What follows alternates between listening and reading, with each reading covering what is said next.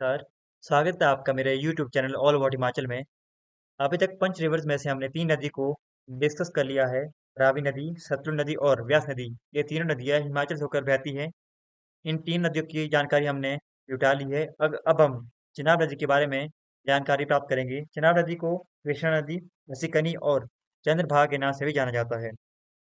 चंद्रभागा ये दोनों जलधाराएं हिमाचल के बारालाचा पास, जो कि लाहौल स्पीति में पड़ता है, वहां से निकलती है। बारालाचा पास हिमाचल के लाहौल स्पीति को लेह से जोड़ती है। तो आइए जानते हैं इन दोनों नदियों के बारे में। ये बारालाचा पास के ग्लेशियर्स हैं और इससे ही ये चंद्र नदी निकलती है। चंद्र नदी चिनाब की लेफ्ट बैंक ट्रिब्यूटरी है। चंद्रा नदी जब डाउन स्ट्रीम बहने लगती है तो ये पहुंचती है चंद्रताल, जो कि एक झील है, चंद्रताल जिसे बोलते हैं। तो ये चंद्रताल है जो कि काफी ज्यादा एरिया इस रीजन में ये ऑक्युपाई करती है। और ये चंद्रताल इसकी लेफ्ट बैंक साइड में बसी हुई है। कुछ पॉइंट आगे ही चंद्रताल की जलधारा, जो मेन स्ट्रीम चंद्रा नदी की है, इसमें आकर मिलती है।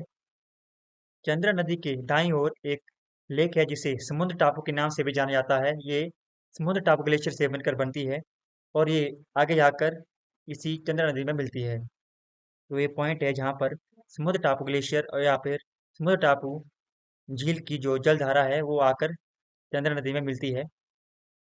ये बाटल है जो कि इसी नदी के किनारे बसा हुआ है, चंद्रा नदी के किनारे। ये पॉइंट है जहाँ पर लेफ्ट बैंक से बड़ा श्री ग्लेशियर की जलधारा चंद्रा नदी में आकर मिलती है। बड़ा श्री ग्लेशियर की अगर हम बात करें तो ये सबसे बड़ा ग्लेशियर है हिमाचल का। तो ये पूरा इलाका बड़ा श्री ग्लेशियर का है। इसकी जो कुल लंबाई है वो 25 से 28 किलोमीटर के बीच में है। कहा जाता है कि बहुत समय पहले छोटा श्री ग्लेशियर जो कि इसके विसिनिटी में बसा हुआ है वो इससे टूट कर अलग हो गया था, तभी उसको छोटा श्री ग्लेशियर कहा जाता है और उसको इसका हिस्सा था पहले। तो ये जलधारा यहाँ पर ये चंद्रा नदी में आकर मिलती है बड़ा श्री ग्लेशियर की।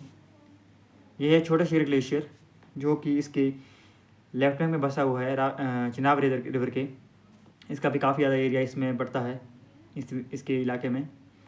इसके बाद धीरे धीरे ये नदी आगे बढ़ती है और पहुँचती है ग्राफू। ग्राफू भी एक छोटा सा एरिया पड़ता है लाहौल स्पीति में और ये इलाका है कोकसर।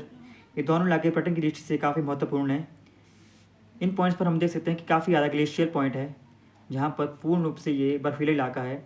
और चिनाब नदी जो कि सबसे ज़्यादा पानी कैरी करती है, ये इसलिए कैरी करती है क्योंकि मोस्ट ऑफ द जो रीजन इसका जहाँ से बहती है वहाँ पर इसके ग्लेशियर है जो इसको पानी प्रोवाइड कराते हैं, इसलिए ये सबसे ज़्यादा पानी अपने इलाके में लेकर चलती है।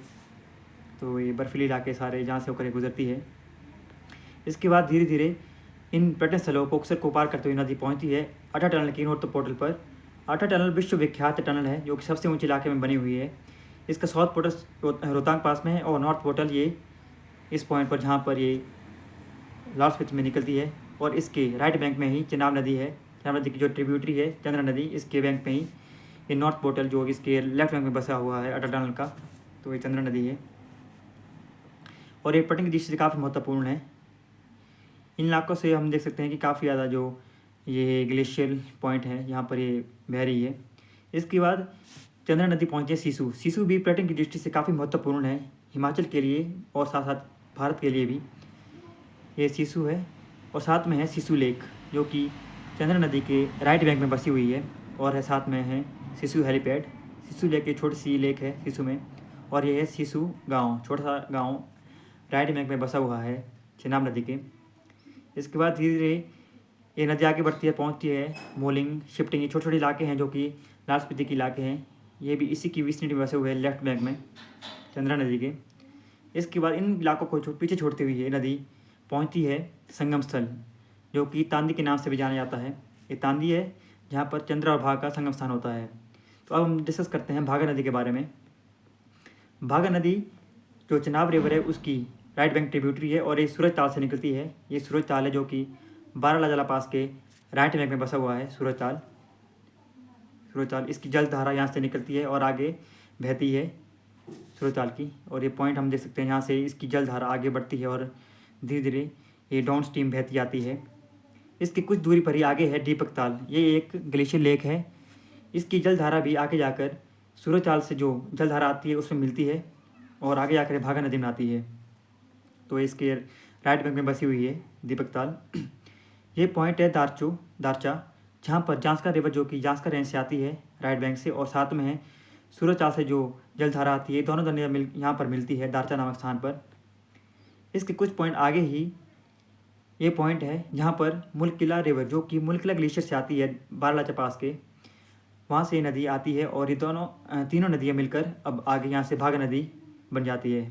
तो ये भाग नदी के एरिया है जहाँ पर जिस्पा, गैमूर, ये दोनों इलाके इसके विसिनिटी में बसे हुए हैं लाहौल स्पीति के। ये शुंगमा इलाका छोटे छोटे एरिया जो कि इसके राइट बैंक में बसे हुए हैं लाहौल स्पीति के। ये पॉइंट है, ये भी छोटा सा एरिया है लाहौल स्पीति के जो इसके बैंक में बसा हुआ है। इसके बाद छोटे छोटे इलाके से परसप्राग, लपचांग, चेलिंग, युरनाथ, ये भी इसके विसिनिटी में बसे हुए हैं। इसके साथ ही जब ये नदी आगे बढ़ती है तो पहुँचती है केलोंग लाहौल स्पीति का डिस्ट्रिक्ट हेडक्वार्टर है जो कि भाग नदी के राइट बैंक में बसा हुआ है। और ये केलोंग छोटा सा एरिया है, ये भी केलोंग लाहौल स्पीति का, ये हम देख सकते हैं केलोंग पूरी जो एरिया है, साथ में पुलिस स्टेशन भी है केलोंग का। इसके बाद केलोंग को पीछे छोड़ती हुई नदी पहुंचती है इसके संगम स्थल तांदी में। ये तांदी पॉइंट है जहाँ पर चंद्रभागा का संगम हो रहा है और यहाँ से आगे चनाब नदी को बनाते हैं। और ये तांदी गांव है, तांदी गांव।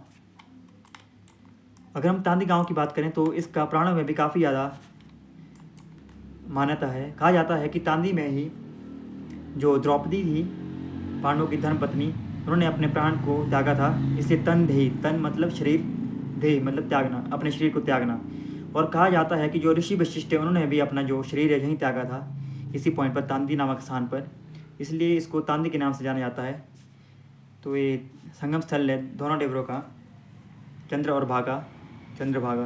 तो हम देख सकते हैं कि दोनों नदियाँ जो कि सूरजताल और चंद्रताल इलाके से होकर गुजरती है और वहाँ से इनका उद्गम स्थान है दोनों नदियों का। तो ये थी चनाब नदी